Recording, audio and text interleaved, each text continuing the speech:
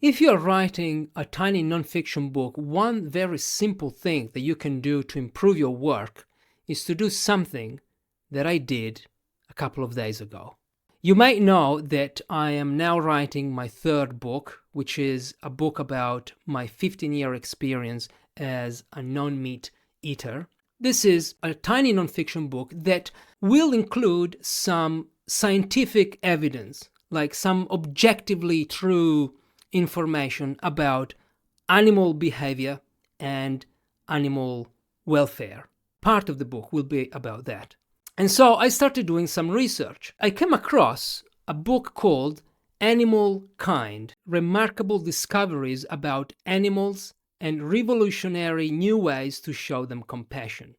I went on Goodreads, I searched for this title, and I discovered that it had 5-star reviews and 1-star reviews. And I thought, okay, let me see why people didn't like this book. I read some reviews that were very well articulated, where the reader made some very good points, valid points. For example, one review said that the author is using too much human-like language to describe animals.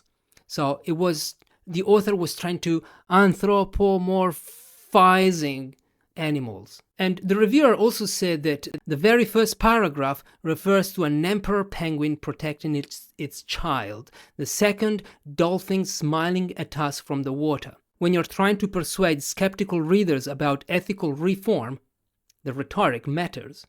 And I thought, well, this guy has got a point. It's a very valid point. And now, in my book, I don't want to include that kind of language, because I thought at the beginning, about that. I'm going to say, I'm going to depict animals in a way that the reader will empathize more with them.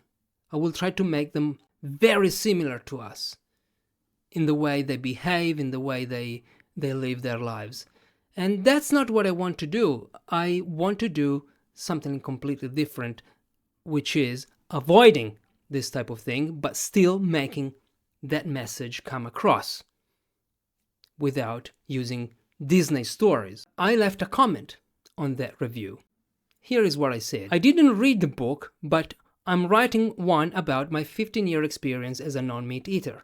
Your well-articulated comments here will point my writing in the right direction. Thanks a lot.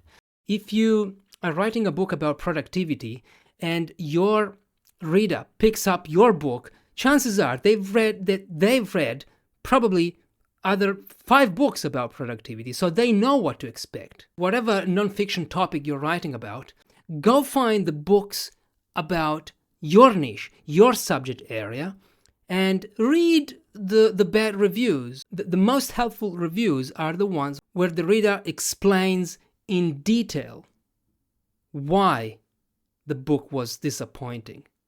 And this is free market research that you can do by yourself. You don't need to hire an agency or a publisher to do the market research. The data is there.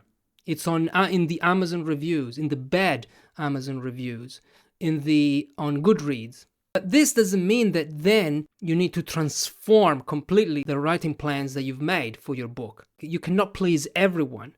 Feedback is subjective. Like, if I read a book and you read the same book, we will come away with different feedback. Feedback is highly subjective. But many authors in your niche, many authors who've written a book about the topic that you are writing about, they got feedback before you. Plenty of negative feedback probably before you.